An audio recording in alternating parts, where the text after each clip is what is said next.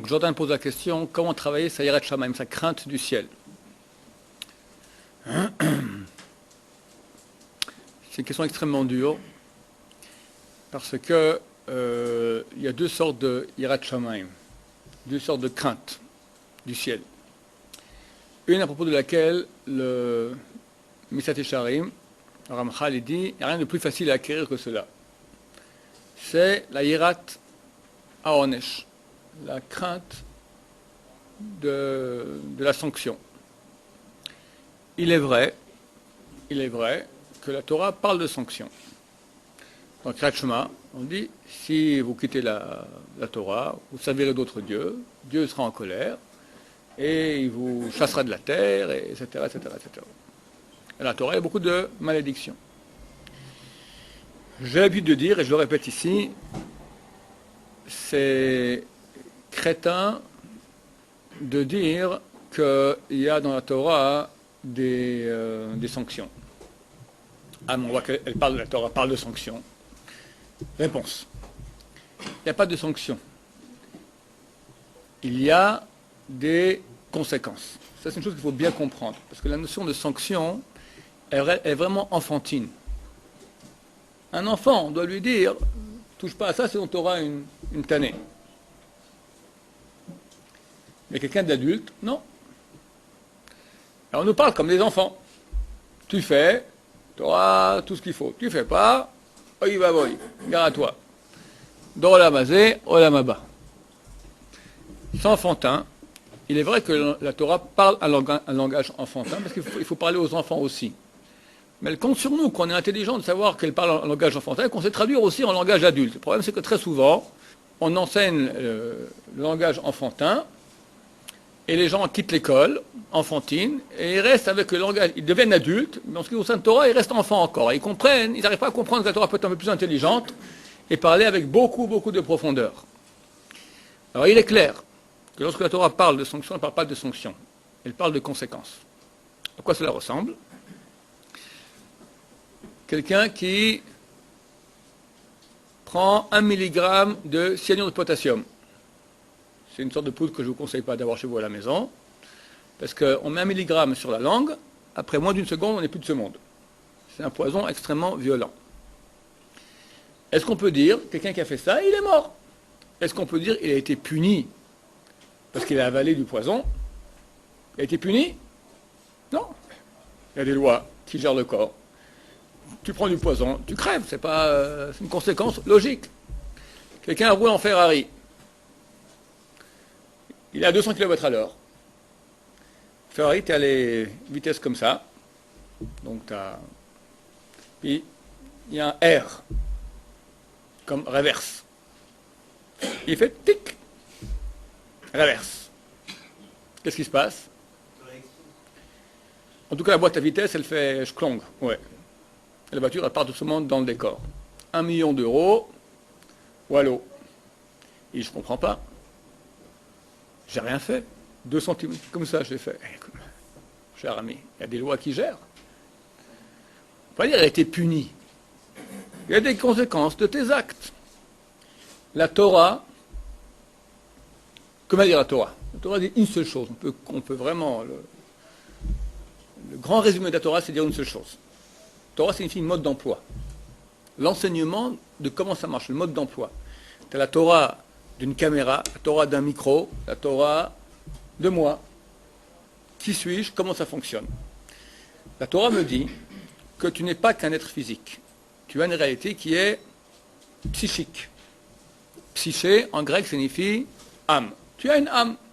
Tu as une réalité qui est métaphysique, qui est l'essentiel de toi-même. Et par tes actes matériels, tu peux agir sur ton psyché, sur ton âme, et l'âme aussi peut agir sur ton psyché. C'est interactif. C'est ça toute la Torah. La Torah me dit, fais des actes. Pourquoi quand je mets maintenant un cube de cuir avec dedans des parchemins qu'on a écrit des lettres dessus, ça agit sur mon psyché? C'est une chose qui, rationnellement, est dure à comprendre. C'est ça l'enseignement de la Torah. Il y a 613 lumières spirituelles que lorsque tu fais des actes physiques, alors cette lumière spirituelle rentre dans ton âme. On va dire que ça marche comme ça. L'acte physique que tu fais agit au niveau du psyché pour ouvrir certaines vannes et ça mène un flux de lumière dans ton âme qui après revient en ricochet dans ton corps aussi. Aujourd'hui, la médecine est d'accord de dire que la majorité, si pas toutes, ça dépend des écoles médicales, mais toutes sont d'accord que la majorité, ou voire toutes les maladies, sont d'ordre psychosomatique. Ça veut dire que la source est dans le psyché, psychosomatique, tu as une conséquence. Tu auras un symptôme qui va apparaître dans le corps. Paradoxalement, la médecine classique qui ne sait pas soigner le psyché parce qu'elle ne connaît rien, elle soigne le corps. Mais elle conçoit qu'elle ne fait que soigner le symptôme. Elle n'a pas soigné la cause. La cause est dans le psyché. Elle reconnaît ça. La Torah te dit, quand tu feras ces actes-là, tu vas soigner ton psyché. Ton psyché ira bien. Normalement, le corps aussi doit aller bien après. Il arrive aussi qu'il y a des grands tzadikim qui sont malades. Ça arrive aussi. Non, mais ça fait partie, bon, ça c'est plus profond. Pourquoi, qui, quoi, comment? On est en période d'obscurité. Il y a aussi une question de responsabilité civile. Il y a aussi de responsabilité collective. Il y a une notion aussi de ici et avant. On veut beaucoup plus. Alors par cela, on peut avoir beaucoup plus. Mais en gros, c'est comme ça que ça fonctionne. Maintenant, il n'y a jamais de punition. Quand quelqu'un transgresse un péché, il amène dans son âme une puissance négative qui va avoir ses effets après aussi au niveau physique. Ce n'est pas une punition, c'est une loi. La loi, la Torah, l'enseignement vient me dire, regarde comment ça fonctionne. Il y a une interdépendance, c'est interactif. Lorsque tu agis en bien, ça amène du bien. Quand tu agis en mal, ça amène du mal. Ce n'est pas que Dieu est là où il te punit. Il y a, comment ça fonctionne? Comme le petit peut poser la question, je ne comprends pas pourquoi un peu de poudre blanche mise sur ma langue, à cause de ça, quelqu'un meurt. Où est le rapport? Parce qu'il a bougé maintenant sa manette là, de vitesse de 3 cm à cause de ça, $1 million, une Ferrari qui part dans le décor, je ne vois pas la raison de cause à effet. Mais si on lui explique, ben, mon vieux, il y a la boîte à vitesse, tu fais reverse à 200 km/h, ben, c'est logique. Parce qu'on comprend la mécanique. Il fait l'étude de médecine. Actuellement, j'ai très mal au mollet. Là. Je vais avoir une inflammation. Tu vois le médecin hier, il m'a dit inflammation. Bon, il m'a donné un médicament que j'espère avoir ce soir. Mais comment le médicament il s'est allé soigner mon mollet? Comment le médicament il s'est allé soigner mon mollet? Tu as mal à l'oreille, tu prends tac, un truc contre l'oreille. Si on n'était pas habitué au monde médical, on dirait c'est n'importe quoi. Bon, alors on sait que ça marche. On ne sait pas comment ça marche, mais on sait que ça marche. On leur fait confiance. Si je demande au médecin, il dit ouais, vous rigolez ce petit machin, et c'est aller dans mon mollet. Écoutez monsieur, allez faire 10 ans de médecine. Oui, il y a une Torah. La Torah de la médecine. L'enseignement, le mode d'emploi, comment ça fonctionne. La médecine, la relation de cause à effet entre le produit que tu avales et la maladie, qui a une relation de cause à effet. La Torah de nous, elle va nous enseigner les modalités, pour parler en bon français, d'accord, causales de notre action sur notre bien-être. Ça passe par la Neshama. Oui. Pardon? C'est ici, on parle de relations de cause à effet ici. Aussi. Mais aujourd'hui, c'est extrêmement brouillé parce qu'il y a... Je n'ai pas compris ta question. Si quelqu'un maintenant se comporte bien, il ira bien ici, tu veux dire? Non, quelqu'un qui est mal. Oui. Il frappe tout, il a des végétations de mal. C'est mal ici.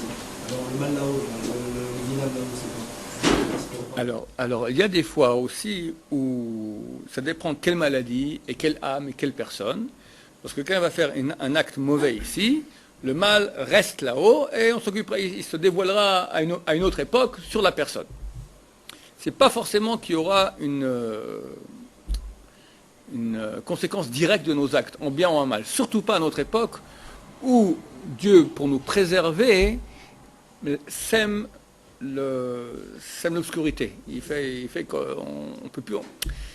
À l'époque où Dieu était très dévoilé, on voyait très bien comment en faisant un acte positif, on amenait du bien, en faisant un acte négatif, on amenait du mal. Mais cela nous mettait dans une situation extrêmement délicate par rapport à Dieu, que si on faisait le mal, on était extrêmement coupable. Parce que quelqu'un maintenant, il fait Chilul Shabbat, il regarde une fille, il fait Bitul Torah, d'accord? Tout à coup, tard, ça va très mal, des malheurs terribles sur lui, sa famille, les gens, Am Israël, parce qu'on est tous dans la même barque. Il est extrêmement coupable. Il le fait quand même, mais il mérite la mort. Maintenant, quand tout Am Israël fait ça, Dieu décide, écoutez messieurs, moi je me dévoile, vous savez très bien que vous faites le mal, en connaissance de cause vous allez faire ça, vous ne méritez pas la vie. Le résultat, donc encore une fois, ce n'est pas une punition, les conséquences sont terribles. Dieu nous aimant beaucoup, qu'est-ce qu'il va faire? Quand il voit que le peuple ne se comporte pas au niveau requis, par rapport au dévoilement de Dieu, Dieu se voile. Par cela, ça donne une très grande, un très grand plaidoyer de défense sur Am Israël. Après tout, les Juifs ne se rendent pas compte qu'en faisant ces actes-là, en fait, ils font du mal. Preuve en est qu'on fait le mal et on ne voit pas directement comment ça se passe. Donc, il faut comprendre que c'est le phénomène qu'on appelle la baisse des générations. Plus on s'éloigne, plus Dieu est obligé, plus on se comporte moins bien, plus Dieu est obligé de, quelque part, s'éloigner et moins dévoiler sa conduite du monde. Aujourd'hui, où Baruch Hashem, ça commence à revenir, on commence à voir aussi un redévoilement de Dieu. Lentement, on commence à voir des miracles et des choses. Et on peut voir qu'il y a... Aujourd'hui, je suis très loin de nos sujets sur la Yirat Shamayim, mais c'est en passant, d'accord. Aujourd'hui, si tu prends au niveau de la société, d'accord, tu prends la société orthodoxe israélienne, qui est, je précise pour pas qu'on m'embête après, qui est une société bourrée de problèmes. Bourrée de problèmes aigus et difficiles. Oui, mais, relativement, en comparaison, son étude comparative, chiffres à l'appui, tu prends n'importe quelle autre société occidentale, d'accord, mais il n'y a pas photo. Il n'y a pas photo. À côté, mais c'est la débandade totale. Débandade totale. Qu'est-ce qu'il leur reste? L'éducation nulle. La débauche, les tromperies, il n'y a rien, le shit.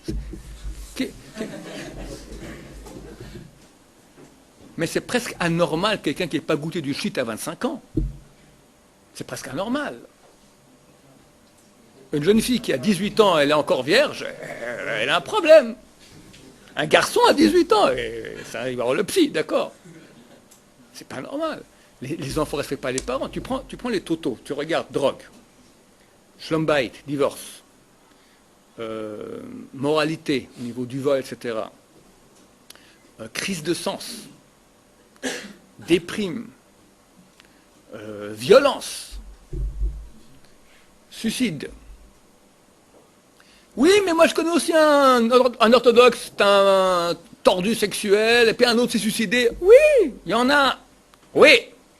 Et je connais un type, il est non religieux total, et c'est un type, un vrai tzaddik. Oui.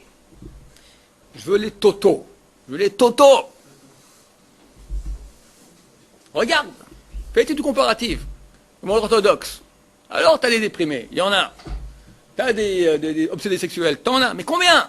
T'as des tromperies, t'en as. Combien? Violence, t'en as. Combien? C'est à peu près, il faut inverser les chiffres. D'accord? T'as 2% de population occidentale qui n'a pas goûté un peu de shit, t'as 2% d'orthodoxes qui ont goûté du shit. T'as, on va dire, 90% des maris et femmes qui se trompent, t'as 10% qui ne se trompent pas, dans le monde orthodoxe c'est à l'envers. 10% qui se trompent, et je suis gentil quand je dis c'est beaucoup moins que ça, et 90% qui ne se trompent pas. D'accord? Etc. pour tout. Donc, tu vois que ça marche. Ça marche. Comment ça se fait? Donc on voit qu'il y a quand même un résultat. Au niveau personnel, non. Mais au niveau collectif, c'est clair que ça marche. La punition ou alors la conséquence théorique, la différence essentielle qu'il y a entre la punition et la conséquence, c'est que dans la punition, il y a un punisseur qui punit de façon volontaire et active dans le but d'éduquer. En ce qui concerne la Torah, il semblerait que c'est plutôt une punition dont on parle. Parce que quand il nous arrive une galère, parce qu'on appelle des avérotes, si Am Israël traditionnel fait des avérotes, il y a une galère ici. C'est pas parce qu'il y a un système qui a été mis en place que le punisseur, Hachem il est bien derrière, c'est bien lui qui amène la galère pour l'éduquer. Il y a un administrateur de ce que tu appelles la punition, de la sanction, de l'administrateur de la souffrance. Mais en aucun cas, jamais, Dieu punit ni pour faire mal, c'est-à-dire pour que tu souffres, tiens, t'étais méchant, pan, bien fait pour toi, ni pour, comme tu as dit, éduquer. Jamais de la vie. La souffrance, elle vient réparer. La souffrance, elle est toujours réparation. Tu as bousillé quelque chose. Maintenant, il y a une conséquence qui arrive, tac, il y a un truc qui ne va pas maintenant, tu es bousillé quelque part. Maintenant, pour réparer ça, il y a des choses qui passent par la souffrance. Oui. Mais je ne pense pas que Dieu amène sur une personne, pour l'entourage, oui, mais sur une personne maintenant des souffrances pour l'éduquer. Parce qu'il doit mériter cette souffrance. L'un n'empêche pas l'autre, c'est pas contradictoire. Oui, ok. D'accord, donc toujours, ça sera pour réparer. Maintenant, en plus, que ça a beaucoup d'effets aussi secondaires, positifs, ça ne me dérange pas. Mais ce n'est pas la raison. Parce que le Rambam, par exemple, il utilise le mot de Ronesh. Oui, je dis bien que toute la Torah, le Rambam, il dit dans le 13 articles de foi, celui qui ne croit pas que Dieu récompense les tzadikim et punit les Rechaim, il ne croit pas dans un des 13 articles de foi. Donc j'ai traduit, j'ai dit, il faut comprendre que la Torah parle en langage enfantin. Mais c'est ridicule de croire que Dieu vient et il punit. Pas il punit, ça veut dire Dieu il t'aime maintenant et il voit que maintenant que tu as un problème. Alors tu fais une opération de nettoyage, ça fait mal. Oui, ça fait mal. Il n'y a pas de onesh, il n'y a pas de punition. S'il y a une souffrance, elle vient réparer. Il y a des cas où la souffrance ne vient pas réparer, elle vient simplement, comme je dis rapidement auparavant, que des fois, quelqu'un peut souffrir maintenant parce qu'il veut un surplus. On va arriver à un niveau beaucoup plus haut. Alors ça se passe par une souffrance, par des efforts. C'est vrai, c'est autre chose encore. On parle maintenant des sanctions, d'accord? Il n'y a pas de sanction qui ne soit pas réparation. Il n'y a pas de sanction qui ne soit pas réparation. Elle peut aussi, comme a dit Abraham, avoir un rôle éducatif, mais ce ne sera jamais la raison qui l'amènera. La sanction, elle est toujours réparatrice. Maintenant, comme dit le Messiah Tisharim, tu n'as pas de chose plus facile à acquérir que cela. Parce que la personne, elle s'aime, elle ne veut pas souffrir. L'animal, quand il sent qu'il y a un danger, il fuit. Un être humain, il sent qu'il y a un danger, il fuit. Donc c'est une chose qui est facile. Quand le message me dit facile, ça veut dire c'est facile relativement à lui. Lui met la barre très très haut. C'est pas facile non plus, parce que certes, beaucoup de gens savent qu'ils vont faire une avéra et qu'à cause de ça, il peut écoper beaucoup de bêtises dans sa vie. Néanmoins, l'avéra lui dit bon, allez, juste maintenant, regarde comme je suis sympa. D'accord? C'est pas facile non plus. Mais néanmoins, c'est relativement facile à acquérir. Il y a une autre ira qui est elle, beaucoup plus grande, qui est la crainte de Dieu en tant que la grandeur de Dieu dans son immensité, sa royauté absolue, l'infini de Dieu. Et ça, c'est très dur à acquérir. Parce que, d'abord, Dieu, pour beaucoup de personnes, quand on en parle, ça n'a aucun écho au niveau de son cœur. Nous sommes tellement petits qu'on a tendance à rapetissir beaucoup les notions de Dieu qu'on a. Beaucoup de gens imaginent même des visages ou des lumières, des choses, alors que Dieu, c'est immense, infini. On ne peut pas imaginer l'infini. Mais on doit travailler aussi lentement à acquérir ce degré. Comme j'en ai parlé aujourd'hui à quelqu'un, quand tu rentres chez un grand d'Israël, tu as une certaine crainte. De quoi? Il ne va pas te planquer une tarte. Il ne va pas te maudire. Tu as une crainte. Ça, c'est en quelque sorte un peu de la crainte de Dieu dont on parle. La vraie grande crainte de Dieu. Qui est celle de sa grandeur. Le moyen de l'acquérir, c'est parler de Dieu, étudier Dieu, imaginer sa grandeur, imaginer notre petitesse, faire une étude comparative entre la grandeur de Dieu et nous. À ce moment, on se rend compte que comment je peux m'adresser, je peux dire le nom de Dieu. J'ai pensé dernièrement, c'est extraordinaire. On parle dans la prière, on parle à Dieu en le tutoyant. Ata Kadosh, tu es saint. Saint, ça veut dire autre, d'une autre dimension totale. Il dit Ata, comme si je parle à mon copain. Même nous, quand on parle à un rave, on ne parle pas on dit Ata Rotse. Un rave Rotse, le rave veut, par la troisième personne.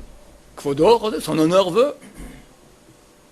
Et quand je parle à Dieu, je ne parle pas à Kvodo, je parle à Ata. C'est extraordinaire comment Dieu nous permet, moi, petit moustique, de m'adresser à Hachem.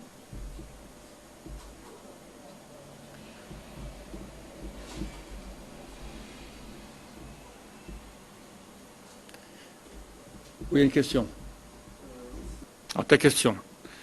Tu dis, l'homme attend quelque chose. Alors, il ne fera pas ce qu'il ne faut pas faire de peur de se ramasser une raclée, et il fera ce qui est bien pour en recevoir. Recevoir quoi? Ou ici, les brachot, ou le galen, etc. Bon, ça c'est ce qui s'appelle, alors, c'est marqué clairement que c'est valable. On peut servir Dieu ainsi. Mais ce n'est pas la meilleure façon. Quelle est la meilleure façon? Ouais, pour moi, ça ne veut pas dire grand-chose, puisque sinon, si je gagne rien, je le fais pas. Oui, tu gagnes énormément. Mais, enfin, t'expliques. Laisse-moi finir. Tu y gagnes et tu y gagnes rien. Et comme j'expliquais aussi ça dernièrement à quelqu'un, hein, et ça, c'est peut-être il faut bien comprendre ce que je veux dire. Parce que c'est vraiment la clé des clés de réussite. Et de vraiment bien comprendre. Et beaucoup de gens aujourd'hui quittent la Torah rien que parce qu'ils n'ont pas compris ce principe qui est pas si dur à comprendre. Quelqu'un vient me voir hier, il me dit, à quoi ça sert tout ça? Pourquoi je fais tout ça? Bon, je peux y gagner, mais c'est enfantin de nouveau. Tu fais, tu recevras. Ok. Pour mieux expliquer cela, à quel point c'est enfantin, si je dis à mon gosse maintenant, étudie pas ta page de Gemara, tu auras une sucette.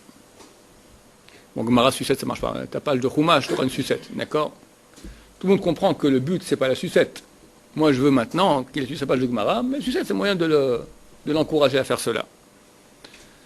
Il n'y a aucune différence. Si Dieu me dit, fais ma Torah et Torah Olam Haba, que fais ta page de Chumash, tu auras la sucette. Olam Haba, c'est une grosse sucette, très grande.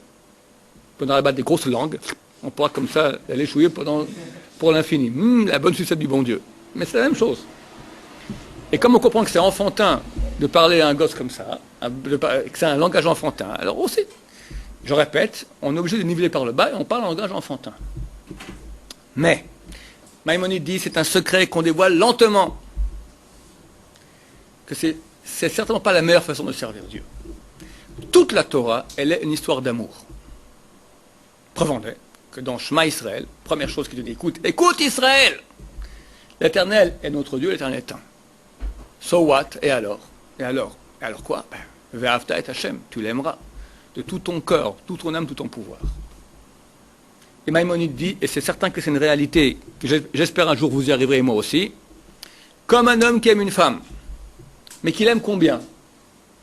Il s'assoit, il pense à elle, il se lève, il pense à elle, il mange, il va aux toilettes, tout ce qu'il fait, c'est le coup de foudre. Le type, il peut plus aller au travail, il a 39 de fièvre, il dégouline, il pense à elle toute la journée. Malade d'amour, cholat ahava ani, dit dans Shir HaShirim, qui cholat ahava ani, je suis malade d'amour.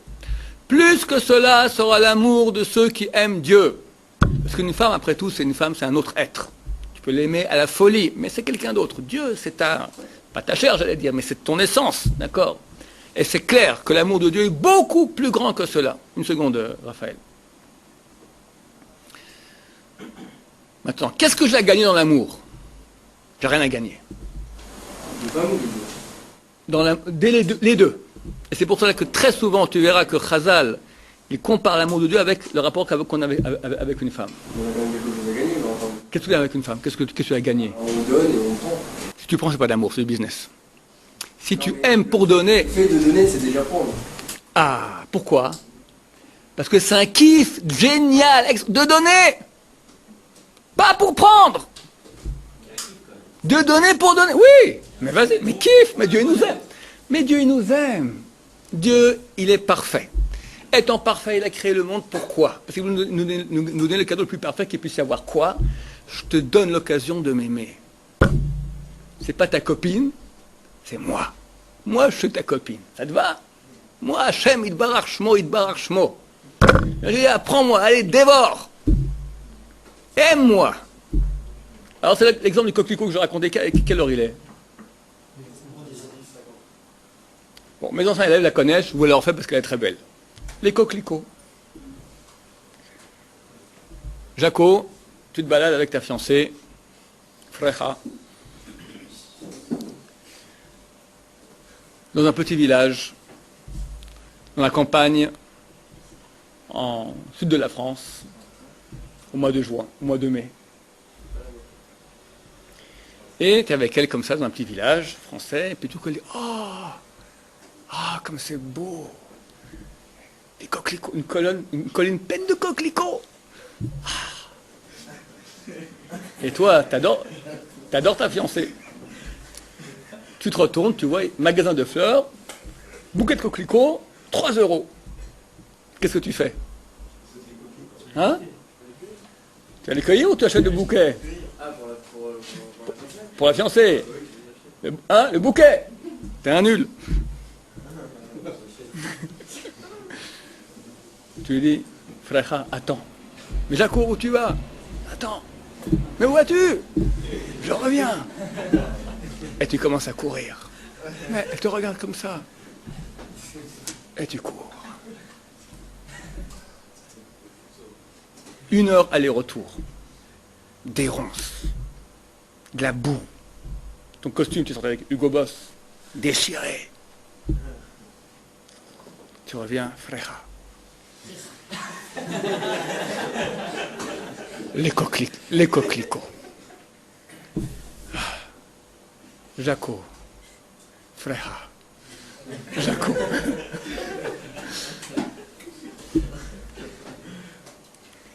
Maintenant, tu as souffert, tu saignes. Tu saignes. Ton costume, il est terminé. Tu pues de transpiration.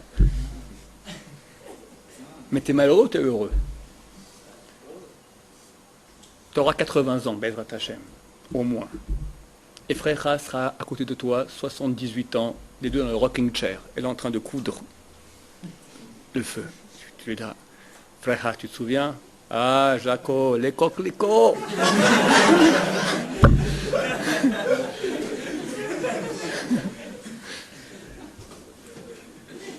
C'est l'acte de bravoure, c'est l'acte le plus beau de ta vie que tu as fait.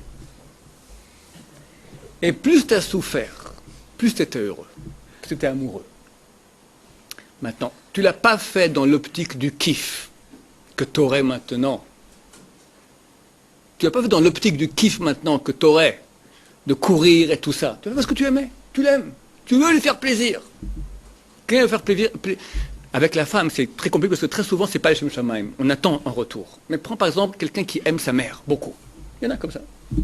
Et il fait un acte d'amour très grand. Il fait un truc pour sa mère. Mais en le faisant, il souffre, mais il kiffe.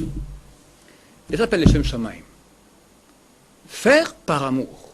Nous, Am Israël, Dieu nous aime. Et nous l'aimons. Et nous devons, et c'est ça le but. Je vous mets le but numéro 1 que vous travaillez parce que ça t'a gagné tout. De faire par amour de Dieu, par amour de Am Israël. J'expliquais aussi souvent que c'est dur de faire par amour de Dieu parce qu'on ne connaît pas Dieu. Alors il y a un moyen plus facile, c'est par amour du peuple d'Israël. Chaque juif ici, il aime Am Israël. Fais-le maintenant pour le bien d'Israël. Parce qu'Israël, c'est Dieu, Israël, c'est Had. On est unis. Et ça, c'est les Shem Shamaim. Tu t'es le matin pour faire prière pour Am Israël, qu'il aille bien pour Am Israël. Regarde, toute la prière, c'est que ça. On prie que pour Am Israël. Le Gaon de Vilna, il dit pourquoi? Parce que Israël, le kavod d'Israël, c'est le kavod de Dieu, c'est la même chose. Quand Israël va mal, c'est Chilul Hashem. On veut les Kadesh, on veut qu'enfin tout le monde reconnaisse qu'on est le peuple de Dieu, on est chéri par Dieu. Fais pour ton peuple. Ça, c'est un acte d'amour. Tu ne penses pas à toi maintenant, à tes petits trucs nuls. Alors, le kiff, il vient aussi, après en feedback. Tu es content d'avoir fait cet acte-là, tu es heureux. Mais ce n'est pas la motivation qui t'a poussé à le faire. La motivation, c'est amour. Et ça, c'est la vraie bonne raison de servir Dieu. Qui donne vraiment le vrai Olam Haba. Parce que le Olam Haba, c'est quoi? C'est Dieu lui-même. Alors, quelqu'un voulait une sucette, tu auras une sucette. Mais si tu voulais Dieu lui-même, tu auras Dieu. Qu'est-ce qui est mieux? Sucette géante? Ou Hachem lui-même? Il n'y a pas photo. Oui, Raphaël. Avec la femme, comme vous l'avez dit, il y a le coup de foudre. On tombe amoureux d'elle, donc c'est facile, après on réfléchit plus à rien et c'est l'amour qui nous pousse à tout faire. Ouais. Mais Dieu, comment le faire venir? Alors, coup de foudre, vu qu'il vient facilement, il part facilement. Tu connais ça? Ouais. C'est archi connu. Les gens, ils tombent amoureux, dingues, puis après 2 ans, un beau jour, lui ou elle se lève, j'aime plus mon mari, j'aime plus ma femme. Mais t'étais folle, je sais pas. Ce qui vient facilement par facilement. Dieu veut qu'on arrive à accéder à cela par nos propres forces. Donc il faut investir. Mais c'est possible et c'est facile, surtout pour les balais de chouva. Mais comment?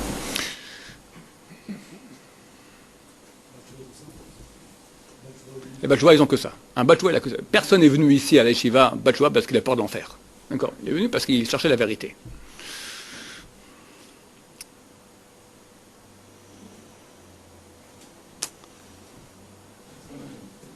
Tu aimes le peuple d'Israël? Oui. Ouais?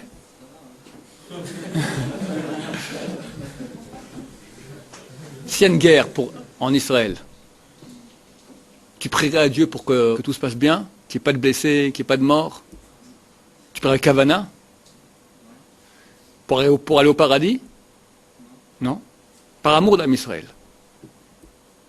N'est-ce pas? Donc tu as ça en toi déjà. Tu l'as. Tu m'avais dit qu'en affaire des Juifs, j'aurais un problème. Mais tu l'as. Tu es un amoureux des Juifs. Or, comprends que le peuple d'Israël, c'est l'habit dans lequel Dieu, on ne peut pas le voir, mais il a un habit, Am Israël. Nous tous, on est quelque part là. Mais là, vous me donnez un cas où le peuple d'Israël, il est mal. Mais il est mal. Mais s'il est normal. Mais il est mal. Tu sais combien de gens sont malades? Combien, tu sais en quel danger sécuritaire, militaire on est? Combien il y a de maladies? Combien il y a de pauvreté? Combien il y a de divorces? Combien il y a de malheurs?